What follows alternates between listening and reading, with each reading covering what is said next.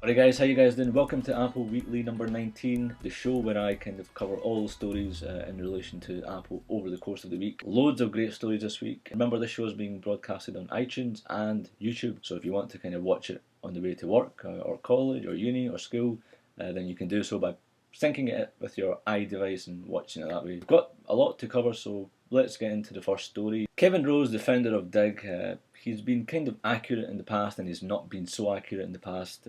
He has confirmed that Apple will be releasing the iPad second generation within 3 to 4 weeks, and specifically initially he said there's going to be a front and back camera and a retina display.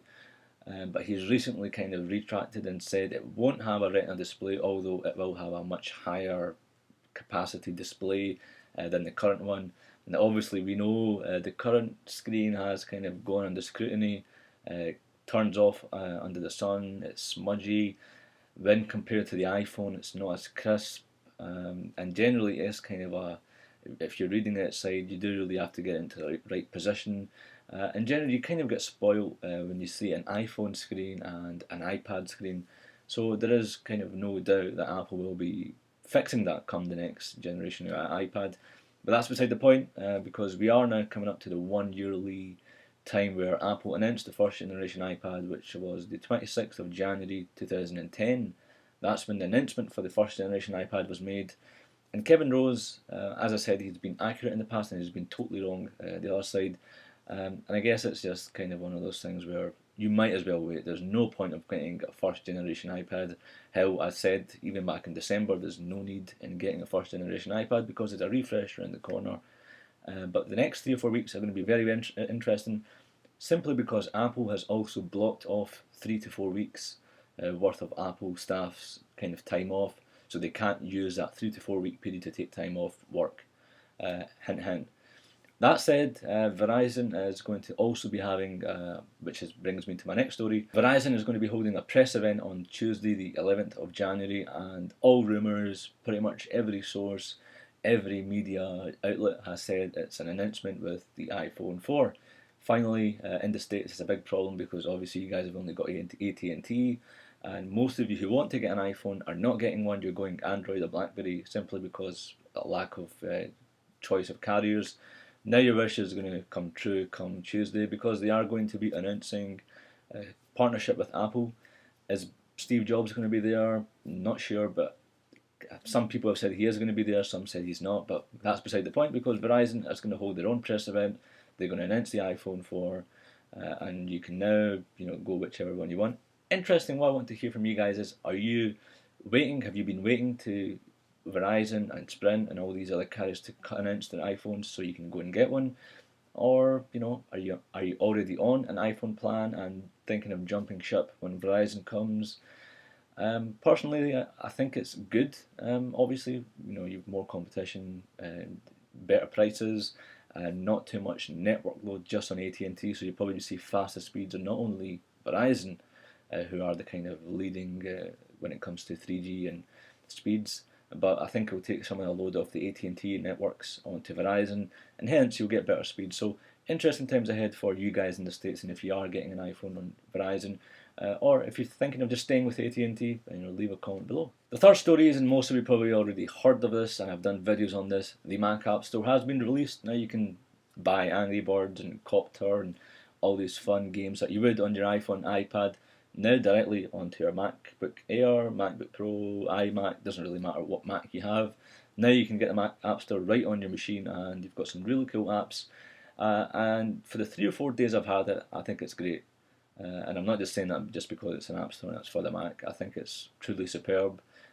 Because it's synced with your iTunes, you've got all the apps in the categories, you've got one hub for all your apps, so you're not having to Google everything and saying, okay, this is this.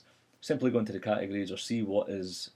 I found a lot of good apps, and I would have not found them unless of someone told me on Twitter or YouTube, or if I specifically Googled that.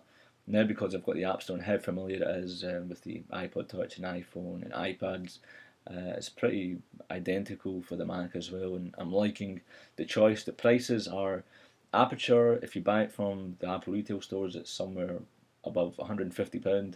If you buy it from the Mac App Store, it's only £45. So go figure, it's some decent prices. Also, iWork and iLife are split into small packages.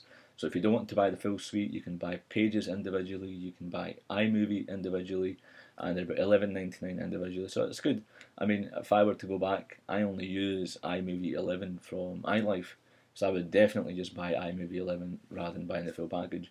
Worthwhile checking. I've done some reviews on some fantastic apps for the Mac App Store. I'll leave them on the screen just now if you want to go and view them. The next story is in relation to the next iPhone 5.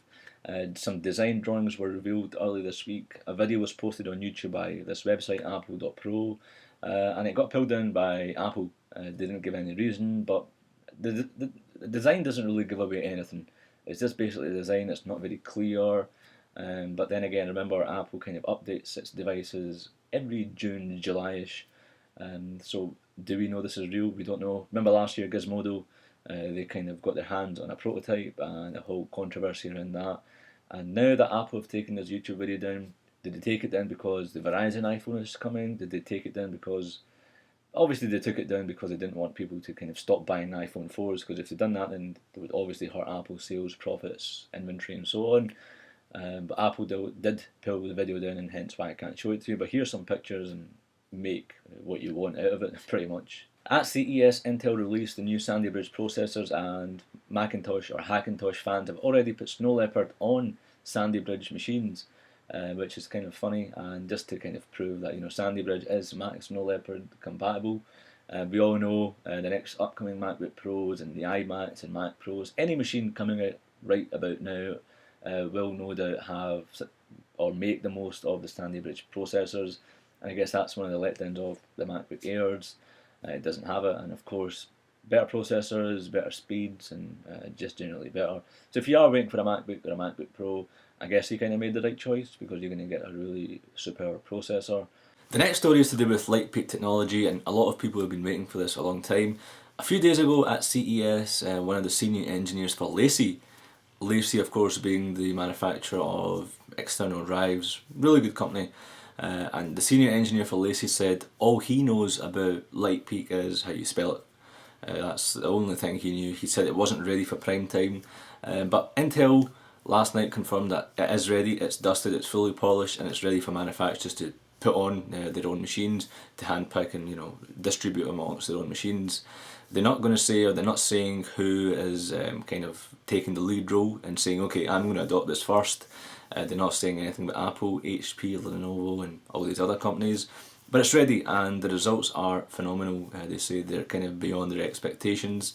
The copper that you're using has turned out to be much, much better than they thought. And of course, the better it is, the better this transfer speeds is. And remember, Apple is one of the leading figures of the technology behind this. They are kind of, they supported Intel. They're one of the major supporters for Intel, and Intel weren't saying if Apple are going to put them in the MacBook Pros, the upcoming refreshed ones, and the iMacs. Personally, my personal point on this is that I think it's going to come on the iMacs first, and if that is the case, it's going to be probably end of this year, Q3 or Q4, I think. If the MacBook Pro refreshes are delayed, their annual kind of time is April, so if they're delayed, if the MacBook Pro refreshes are delayed, then that could mean they are implementing LightPeak amongst the MacBook Pros. I can't see it happening that quick, but then again, Apple is the leading figure, so I guess if you are waiting for a MacBook Pro, you'll find it soon enough. There's no point of me arguing over it. And lastly, at CES there were a few cool gadgets, and one of these were the iCade. Now, you guys remember from last year, April Fools, ThinkGeek made this mock-up of this arcade or iCade, and now it's become reality. It was at CES, and ThinkGeek has kind of partnered up with a manufacturer, and they're going to make it a reality, as you can see from the image. It looks pretty cool. There's no pricing being announced yet. They only had demo units, but I think we can see it in the next few months, definitely. And as you can see from the left hand side from the video, it works over Bluetooth and it looks pretty cool, but the pricing should be reasonable. We'll find it soon, I guess. And for you Magic Mouse owners, if you own one of these and are sick of replacing the batteries, although I've found the batteries on this to be pretty good, they've lasted me a long time. I use the Apple battery charger, which is fantastic. I think I change it every 3 months, 2-3 months, and that's heavy usage. This is being used all the time. But if you are one of those people who's having trouble with the Magic Mouse battery, or you don't want the battery charger, there is a new thing or new accessory coming out called the Magic Charger. Yep. So it's basically, as you can see from the video, this part comes off, the bottom plate comes off, another battery goes in here, and that battery is on the charging station. Doesn't matter which direction it's in, as long as it's sitting or placed on the mat, the charging mat, it will charge. It's similar to technology that I've seen for mobile phones. Basically it's a charging station and you put your mobile phone on it or your smartphone on it and it will start charging, so I guess they're doing the same thing with the Magic Charger. But overall, CES were a mixture of fake iPad 2 cases, fake iPhone 5 cases, and none of them were really bang on. One of the major stories, or one of the major case manufacturers who said this is an iPad 2 case, when they were interviewed by CNN, he outright said it was speculation. So I guess it was a hype. These manufacturers, case manufacturers, just want to get their name out. They say CES is such a large focus on the electronic industry, and with them being there and announcing something about the iPad is going to generate some hype and interest in that company, in that case company. But I guess we'll find out soon. And that's it for this week. Remember, you can download this podcast on iTunes or watch it on YouTube, as most of you probably are. But thanks for watching, guys. Cheers. We have a new sponsor here at iGlaswegian, looking to send a package at the lowest price possible. Simple. Visit parcelmonkey.co.uk, follow these 4 simple steps, have the package collected from your doorstep, and then sit back and relax.